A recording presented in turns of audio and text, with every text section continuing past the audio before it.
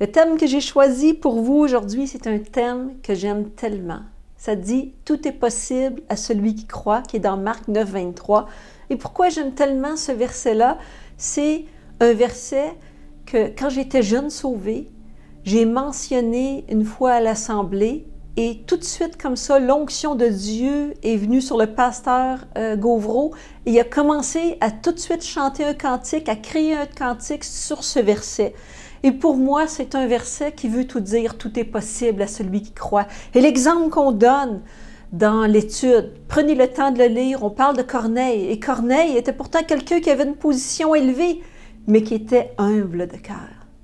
Et c'est ce que je veux t'amener à dire. Si tu veux voir durant ce 21 jours de jeûne et prière des choses surnaturelles se passer dans ta vie, il faut absolument que tu aies un cœur humble.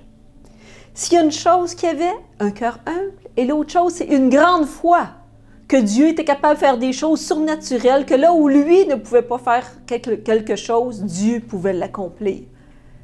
Et je veux prier pour toi aujourd'hui. Que tout endroit dans ta vie ou tout raisonnement humain voudrait t'empêcher de croire à des choses surnaturelles, parce que durant ce 21 jours, ma prière pour toi, c'est que tu puisses voir la grandeur de Dieu se manifester, que tu puisses voir sa puissance de manière surnaturelle, agir dans des domaines dans ta vie où tu ne l'as pas vu agir auparavant. Mais je réclame que cette humilité soit dans ta vie, que cette foi puisse s'activer, que tu puisses croire qu'en Dieu, tout est possible. Et que si tu lis un verset qui mentionne une promesse pour toi, que tu sois capable de croire qu'elle est réellement pour toi. Père, je prie maintenant.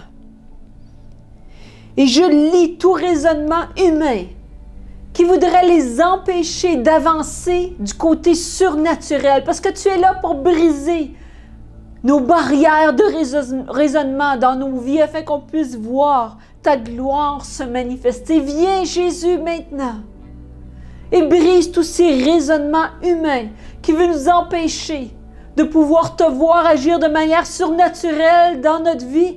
Durant la fin de cette deuxième semaine de jeûne, Seigneur, nous réclamons de voir ta puissance. Nous réclamons de voir ta gloire. Nous voulons que toi, tu puisses être glorifié et que les autres personnes qui voient nos vies puissent voir que tu es là et que tu agis de manière surnaturelle.